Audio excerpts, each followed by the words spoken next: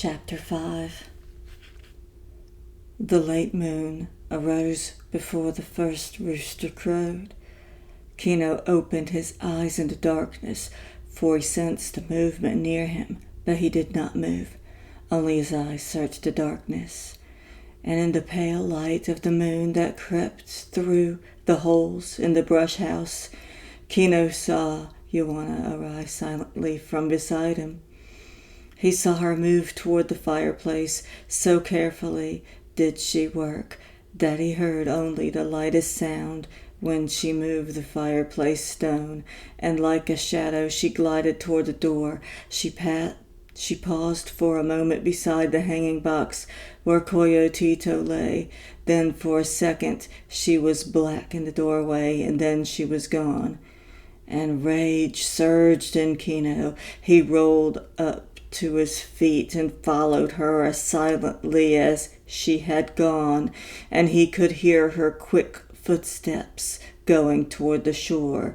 Quietly he tracked her, and his brain was red with anger. She burst clear out of the brush line and stumbled over the little boulders toward the water, and then she heard him coming and she broke into a run. Her arm was up to throw when he leaped at her and caught her arm and wrenched the pearl from her. He struck her in the face with his clenched fist, and she fell among the boulders, and he kicked her in the side. In the pale light he could see the little waves break over her, and her skirt floated about and clung to her legs as the water receded. Kino looked down at her, and his teeth were bared. He hissed at her like a snake, and Joanna stared at him with wide, unfrightened eyes, like a sheep before the butcher. She knew there was murder in him, and it was all right. She had accepted it, and she would not resist or even protest. And then the rage left him, and a sick disgust took its place.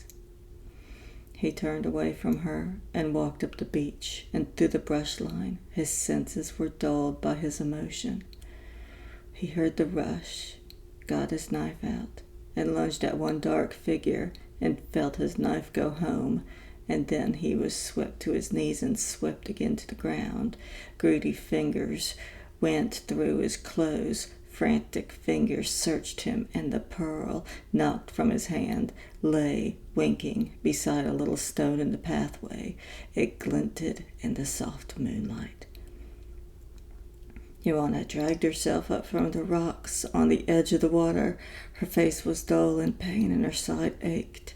She steadied herself on her knees for a while, and her wet skirt clung to her. There was no anger in her for Kino. He had said, "I am a man," and that meant certain things to Joanna. It meant that he was half insane and half God. It meant that Kino would drive his strength against a mountain and plunge his strength against the sea. Joanna in her woman's soul knew that the mountain would stand while the man broke himself, that the sea would surge while the man drowned in it. And yet it was a thing that made him a man, half insane and half God, and Joanna had need of a man. She could not live without a man. Although she might be puzzled by these differences between man and woman, she knew them and accepted them and needed them. Of course, she would follow him. There was no question of that. Sometimes the quality of woman, the reason, the caution, the sense of preservation, could cut through Kino's madness and save them all. She climbed painfully to her feet, and she dipped her cupped palms in a little waves and washed her bruised face with stinging salt water, and then she went creeping up the beach after Kino. A flight of herring clouds had moved over the sky from the south. The pale moon dipped in and out of the strands of clouds so that Joanna walked in the darkness for a moment and in light the next. Her back was bent with pain and her head was low. She went through the line of brush when the moon was covered, and when it looked through, she saw a glimmer of the great pearl in the path behind the rock. She sank to her knees and picked it up, and the moon went into darkness of the clouds again. Joanna remained on her knees while she considered whether to go back to the sea and finish her job, and then she considered. The light came again, and she saw 2 dark figures lying in the path ahead of her. She leaped forward and saw that one was Kino and the other a stranger with dark, shiny fluid leaking from his throat. Kino moved sluggishly. Arms and legs stirred like those of a crushed bug, and a thick muttering came from his mouth. Now in an instant, Joanna knew that the old life was gone forever, a dead man in the path, and Kino's knife, dark-bladed beside him, convinced her. All at a time, Joanna had been trying to rescue something of the old peace of the time before the pearl. But now it was gone, and there was no retrieving it, and knowing this, she abandoned the past instantly. There was nothing to do but to save themselves. Her pain was gone now, her slowness. Quickly she dragged the dead man from the pathway into the shelter of the brush. She went to Kino and sponged his face with her wet skirt. His senses were coming back, and he moaned. "They have taken the pearl. I've lost it. Now it's over," he said. "The pearl is gone." Joanna quieted him as she would quiet a sick child. "Hush," she said. "Here's your pearl. I found it in the path. Can you hear me now? Here is your pearl. Can you understand? You have killed a man. We must go away. They will come for us. Can you understand? We must be gone before the daylight comes." "I was attacked," Kino said uneasily. "I struck to save my life." "Do you remember yesterday?" Joanna asked. "Do you think that will matter? Do you remember the men of the city? Do you think your explanations will help?" Kino drew a great breath and fought off his weakness. "No," he said, "you are right." And his will hardened, and he was a man again. "Go to our house and bring Coyotito," he said, "and bring all the corn we have. I will drag the canoe into the water, and we will go." He took his knife and left her. He stumbled toward the beach, and he came to his canoe.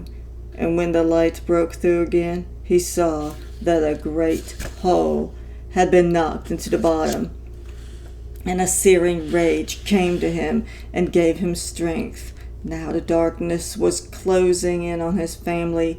Now the evil music filled the night, hung over the mangroves, skirled in the wave beat.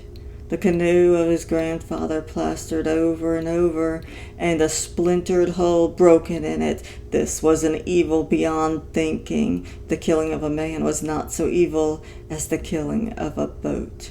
For a boat does not have sons, and a boat cannot protect itself, and a wounded boat does not heal. There was sorrow in Kino's rage, but this last thing had tightened him beyond breaking. He was an animal now, for hiding, for attacking, and he lived only to preserve himself and his family. He was not conscious of the pain in his head. He leaped up the beach, through the brush line toward his brush house, and did not occur to him to take one of the canoes of his neighbors. Never once did the thought enter his head, any more than he could have conceived breaking a boat. The roosters were crowing, and the dawn was not far off. Smoke of the first fire seeped out through the walls of the brush houses, and the first smell of cooking corn cakes was in the air. Already the dawn birds were scampering in the bushes. The weak moon was losing its light, and the clouds thickened and curled to the southward. The wind blew freshly into the estuary, a nervous, restless wind with the smell of storm in its breath, and there was change and uneasiness in the air. Kino, hurrying toward his house, felt a surge of exhilaration.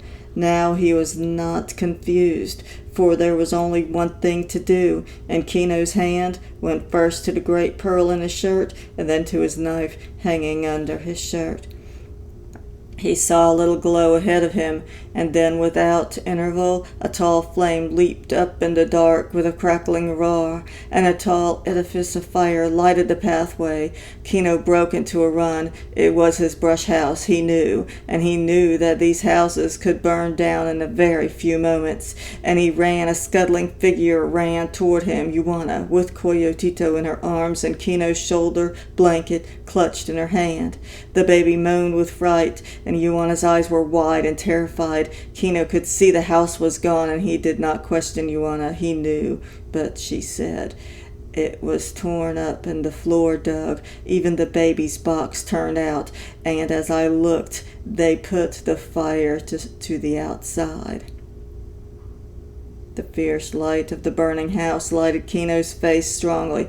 "Who?" he demanded. "I don't know," she said. "The Dark Ones."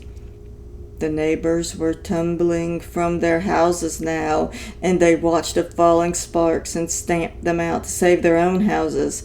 Suddenly Kino was afraid. The light made him afraid. He remembered the man lying dead in the brush beside the path, and he took Ioana by the arm and drew her into the shadow of a house away from the light, for light was danger to him. For a moment he considered, and then he worked among the shadows until he came to the house of Juan Thomas, his brother, and he slipped into the doorway and drew Ioana after him.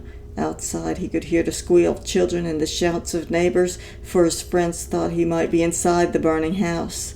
The house of Juan Thomas was almost exactly like Kino's house. Nearly all the brush houses were alike, and all leaked light and air, so that Ioana and Kino, sitting in the corner of the brother's house, could see the leaping flames through the wall. They saw the flames tall and furious. They saw the roof fall and watched the fire die down as quickly as a twig fire dies. They heard the cries of warning of their friends and the shrill, keening cry of Apollona, wife of Juan Thomas. She, being the nearest woman relative, raised a formal lament for the dead of the family. Apollona realized she was wearing her second-best head shawl, and she rushed to her house to get her fine new one, and she rummaged in a box by the wall. Kino's voice said quietly, "Apollonia, do not cry out, we are not hurt." "How do you come here?" she demanded. "Do not question," he said. "Go now to Juan Thomas and bring him here and tell no one else. This is important to us, Apollonia." She paused, her hands helplessly in front of her, and then, "Yes, my brother-in-law," she said. In a few moments, Juan Thomas came back with her. He lighted a candle and came to them where they crouched in a corner, and he said, "Apollonia, see to the door, do not let anyone enter." He was older, Juan Thomas, and assumed authority. "Now, my brother," he said. "I was attacked in the dark," said Kino, "and in a fight I have killed a man." "Who?" said Juan Thomas quickly. "I do not know. It's all darkness in shape of darkness." "Is it the pearl?" said Juan Thomas. "There's a devil in this pearl. You should have sold it and passed on the devil. Perhaps you can still sell it and buy peace for yourself." And Kino said, "Oh, my brother, an insult has been put on me that is deeper than my life. For on the beach my canoe is broken, my house is burned, and in the brush a dead man lies. Every escape is cut off. You must hide us, my brother." And Kino, looking closely, saw deep worry come into his brother's eyes, and he forestalled him in possible refusal. "Not for long," he said quickly. "Only until a day has passed and a new light has come. Then we will go." "I will hide you," said Juan Thomas. "I do not want to bring danger to you," Kino said. "I know I am like a leprosy. I will go tonight, and then you will be safe."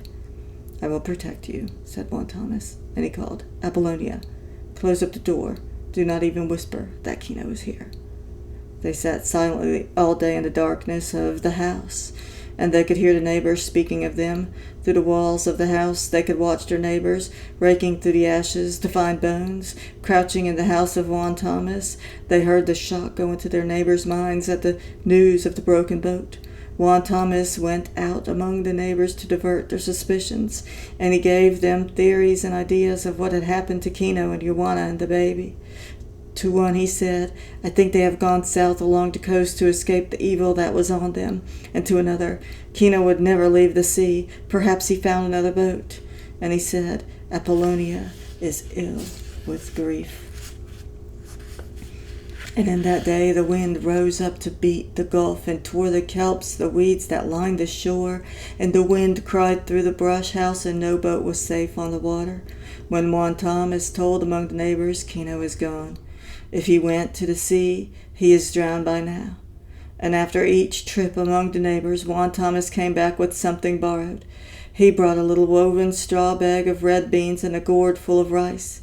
He borrowed a cup of dried peppers and a block of salt. And he brought in a long working knife, 18 inches long and heavy, a small axe, a tool and a weapon. And when Kino saw this knife, his eyes lighted up, and he fondled the blade, and his thumb tested the edge. The wind screamed over the gulf and turned the water white, and the mangroves plunged like frightened cattle, and a fine sandy dust arose from the land and hung in a stifling cloud over the sea. The wind drove off the clouds and skimmed the sky clean, and drifted the sand of the country like snow. When Juan Thomas, when the evening approached, talked long with his brother. "Where will you go?" "To the north," said Kino. "I have heard that there are cities in the north." "Avoid the shore," said Juan Thomas. "They are making a party to search the shore. The men in the city will look for you. Do you still have the pearl?" "I have it," said Kino, "and I will keep it. I might have given it as a gift, but now it is my misfortune and my life, and I will keep it." His eyes were hard and cruel and bitter. Coyotito whimpered, and Iguana muttered little magnetics over him to make him silent. "The wind is good," said Juan Thomas. "There will be no tracks." They left quietly in the dark before the moon had risen. The family stood formally in the house of Juan Thomas. Iguana carried Coyotito on her back, covered and held in by her head shawl, and the baby slept, cheek turned sideways against her shoulder. The head shawl covered the baby, and one end of it came across Iguana's nose to protect her from the evil night air. Juan Thomas embraced his brother with a double embrace and kissed him on both cheeks. "Go with God," he said, and it was like a death. "You will not give up the pearl." "This pearl has become my soul," said Kino. "If I give it up, I shall lose my soul. Go thou also with God."